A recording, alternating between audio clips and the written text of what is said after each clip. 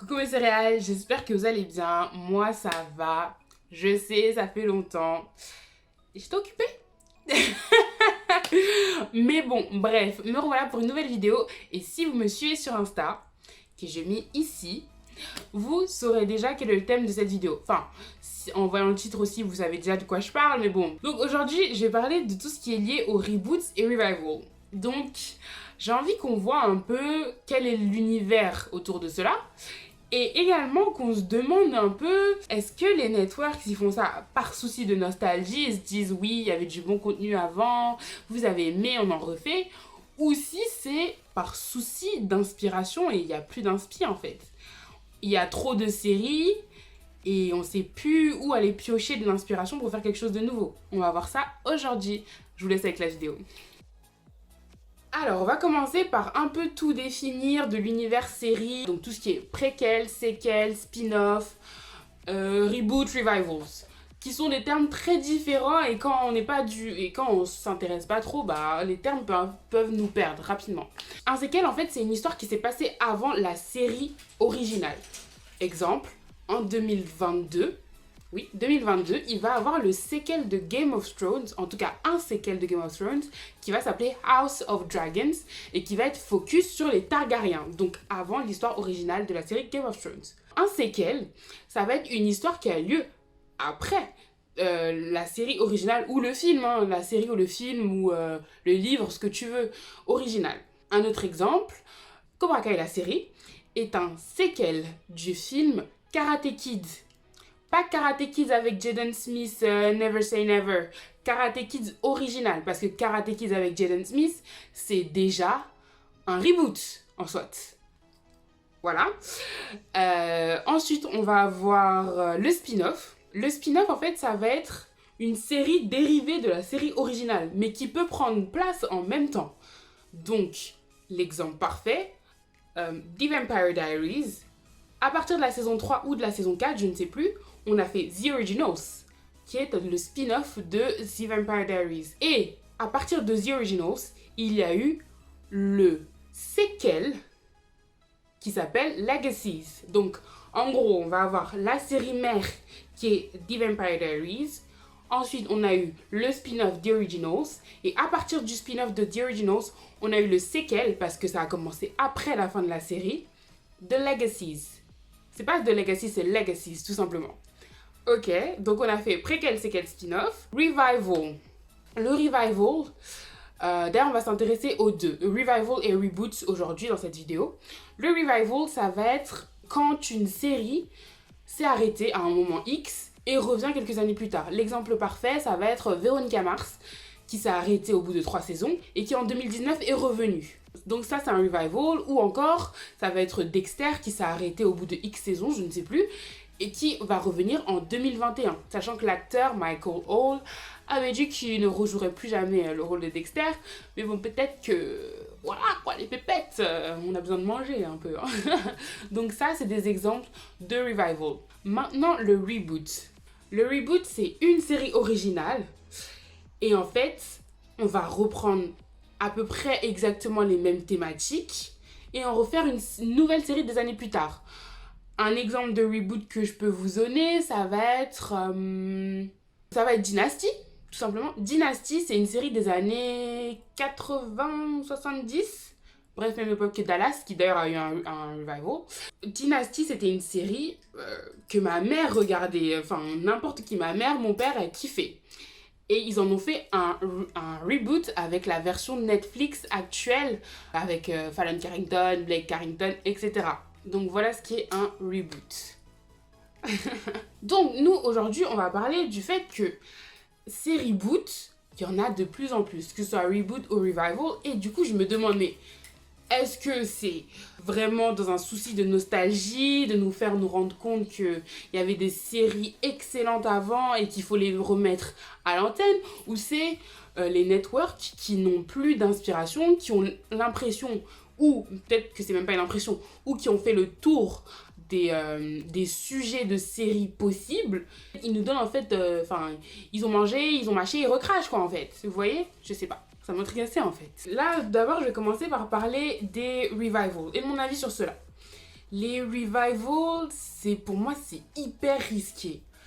Parce que les revivals actuels, c'est des séries qu'on connaît déjà, pour la plupart, ou qu'on a connues en étant petit. Moi, j'ai la vingtaine, et du coup, je me dis que c'est hyper risqué parce que on a regardé une série, elle s'est arrêtée, on a eu le temps de faire entre guillemets le deuil de cette série-là, et vous revenez avec quelque chose qui, dans l'a priori collectif, va nous décevoir.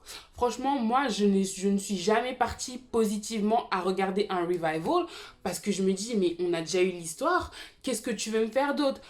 Exemple type, Prison Break, que j'adore, c'est une série, je n'ai rien à dire.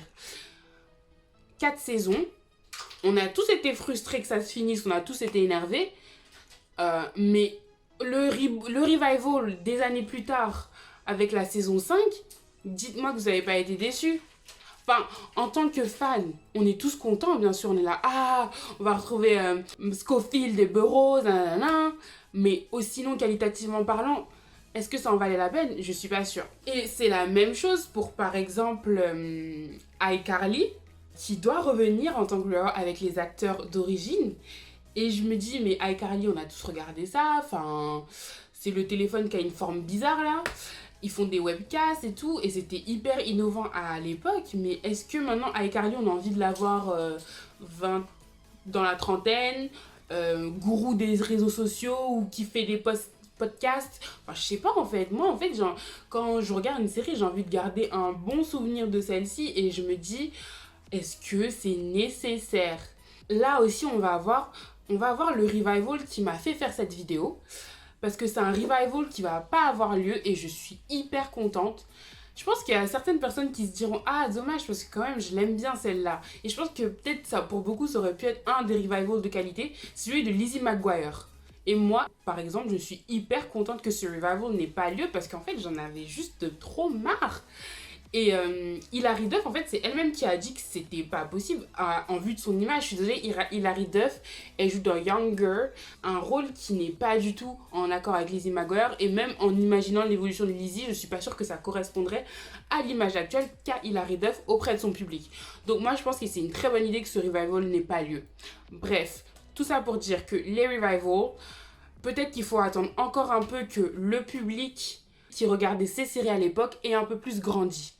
Concernant les reboots, là j'ai parlé de reboots qui pour moi sont plutôt corrects, ils sont bien.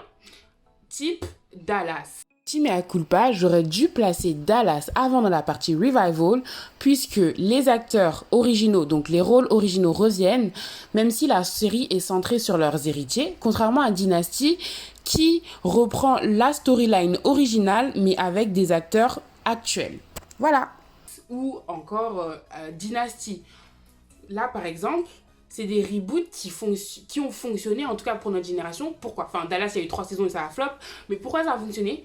Parce que c'est des séries qui, de base, on n'a pas eu le temps de voir quand on était petit. Donc, en soi, c'est des séries originales pour nous, en fait. On sait que Dallas a existé parce ça fait partie de la culture populaire. Mais on s'est pas posé à regarder Sue Ellen Boire dans les années 70, on n'était pas nés. Vous voyez ce que je veux dire? Donc, ça, c'est des reboots pour moi qui ont de la tenue. Même chose pour 90-210. Moi, je regardais pas, je connais même pas les noms des gens de 90-210 à l'ancienne. Je ne regardais pas, donc pour moi, c'est un reboot de qualité. Quand moi, je regardais Naomi, etc. dans 90-210 qui est sorti dans les années 2010, vous voyez. Pour reprendre 90-210, je veux prendre le même parallèle avec Beverly Hills. Eux, ils n'ont pas fait un reboot, ils ont fait un revival d'une seule saison qui pour moi avait flop, mais en préparant cette vidéo, j'ai remarqué qu'ils disaient que c'était prévu comme étant pour seulement une saison. Je ne sais pas, peut-être qu'ils ont remarketé ça en mode un truc d'une seule saison parce que ça n'a pas trop bien marché, mais en tout cas, pour moi, c'est vraiment 2 exemples de côté 90-210, le reboot qui est excellent parce qu'on ne connaît pas, et de l'autre côté, le revival de Beverly Hills qui revient avec les acteurs originaux. Et nous, en fait, on n'a pas cette nostalgie parce qu'on ne les connaît pas, justement. Un autre revival qui a bien marché dans le même exemple parce qu'on ne connaissait pas l'original, c'est Hawaii 5-0. Moi, Hawaii 5-0, je regarde pas de séries policières, mais Hawaii, c'est the série policière que moi, je regarde. Et je n'ai pas en fait de point de comparaison avec l'ancienne version, puisque la première version d'Hawaii 5.0, je crois que ça date des années 50 ou 60. Donc moi, quand je vois Steve McGarrett et Dano, moi je suis là en mode, bah j'ai kiffe trop, mais j'ai pas de comparaison parce que moi c'est un truc limite original. Je sais que ça existait avant, mais dans la même veine, en fait, il y a d'autres reboots qui vont arriver comme ça, qui je pense vont fonctionner. Ça va être du style le reboot de Grease en série, comme Cobra Kai au final, en série, qui va bien marcher, je pense, parce que, oui, on connaît tous le film Grease, mais ça fait longtemps, ça fait très longtemps. Donc en fait, on peut dire qu'il y a peut-être même une forme d'attente en fait. Une autre série encore, ça va être One Day at a Time. Je suis sûre que la plupart des gens qui regardaient la série One Day at a Time, qui passait sur Netflix, Peacock, Netflix, bref, beaucoup de changements cette série, ne savaient même pas que c'était une série à la base des années 70. C'est un reboot. Et c'est pour ça que ça marche pour moi. Et maintenant, je vais parler des reboots qui, pour moi, arrivent trop tôt. Ça va être les reboots trop actuels. C'est-à-dire, je m'explique. Par exemple, Charmed. Ok, Charmed, on était petits quand on a regardé ça, ok? Mais on a tous dans notre mémoire des épisodes de Charmed. Charmed, ça passe sur M6, Charmed, ça passe sur W9, Charmed, ça passe sur Sister, où tu veux. Donc, il y a accès toujours aux épisodes de Charmed, première génération. Moi, quand j'ai vu qu'il allait avoir un reboot de Charmed, mais j'ai pas compris. Je me suis dit, mais pourquoi? Encore, je me dis, un reboot de Charmed, la génération de mes enfants. Quoique peut-être ce sera trop... Les générations futures, ils se diront, mais c'est quoi ces affaires de sorcières qui font des sorts, c'est figé et tout. Ils vont se dire, c'est what the fuck. Mais je veux dire, c'est trop tôt pour nous encore. Et je pense qu'on est le public qui était visé. On était clairement le public qui était visé, hein, je vous le dis. Et ça marche pas. Quoi d'autre? Gossip Girl. Mais moi, je suis atterrée par ce reboot. Bon, je vais regarder, bien sûr, pour bien critiquer. Mais... Il n'empêche que je suis atterrée parce que Gossip Girl, ça, pour moi, c'est fini là. Bon, j'abuse, mais vous voyez ce que je veux dire, ça a fini il y a quelques années seulement. On a tous encore en mémoire Gossip Girl. Donc, qu'est-ce que en fait, vous voulez m'apporter d'autre? Oui, ok, on dit que Gossip Girl, ça va être plus diversifié, plus inclusif, etc. Mais je sais pas si c'est le matériau pour faire ça, en fait. On va aussi avoir Sabrina. Donc maintenant... qui s'appelait Sabrina l'apprentie sorcière, maintenant qui est les nouvelles aventures de Sabrina. Mais moi, Sabrina l'apprentie sorcière, première version, je regardais ça sur Gulli quand j'étais petite. Enfin, vous voyez ce que je veux dire ou pas? Dans le sens où c'est des reboots que moi, je comprends pas. Après, peut-être c'est moi, hein. Parce que après, peut-être j'ai un attachement aux séries qui fait que, mais je ne comprends pas. Et je me dis... mais pourquoi en fait ça aurait pu attendre? Après oui c'est vrai, ils ont recréé tout un univers autour de Sabrina qui est par contre intéressant du fait qu'il est beaucoup plus dark que le Sabrina original. C'est très inspiré, vous voyez c'est cet univers dark, Sabrina, Riverdale, même univers. D'ailleurs il y a une série qui va être faite qui est inspirée de la même manière, les Winx. Je crois que j'ai même pas envie d'en parler des Winx en fait. Venons en parler. Regarde, vous voyez mon nez, comment il énerve moi. J'ai pas envie d'en parler. Next. Pour passer par rapport aux Wings, je voulais parler d'une autre série qui est True Bloods, j'allais dire, True Bloods, et qui, elle, va avoir un revival. Non, un reboot, puisque les acteurs originaux n'étaient même pas au courant que la série allait reprendre. Donc ça peut pas être un revival at all. Franchement, j'aimerais bien que vous me disiez en commentaire, qu'est-ce que vous en pensez en fait? Est-ce que c'est moi qui suis dans l'excès avec mes reboots et les revivals que j'apprécie pas? Est-ce que vous pensez que c'est les networks qui veulent nous donner en fait en meilleure version ce qu'on avait avant? Est-ce que vous pensez qu'ils sont en manque d'inspi? Moi clairement je pense qu'ils sont pour la plupart en manque d'inspi. Pour moi les seuls reboots qui en valaient vraiment la peine, c'est comme je l'ai dit, les reboots qui datent de périodes reculées par rapport à nous qui sommes la cible de ce type de série. Donc les reboots de séries qui datent des années 70, 80 et même 90, ça fonctionne. Par exemple, là, Sauvé par le Gong, c'est une série des années 90, le reboot est revenu. Et ça franchement, je regarderai avec plaisir. J'ai pas encore regardé, j'ai pas le temps.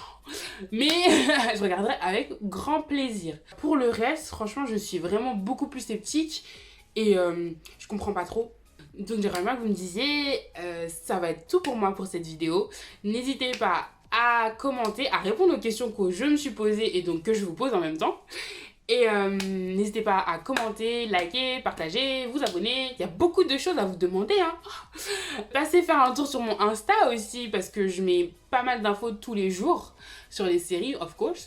Je pense faire une dernière vidéo avant la fin de l'année pour faire un petit récap de mes séries 2020. Même si je le fais sur Insta, c'est pas mal de le faire en vidéo aussi, je pense. C'est tout pour moi. Prenez soin de vous. Bisous. Bye.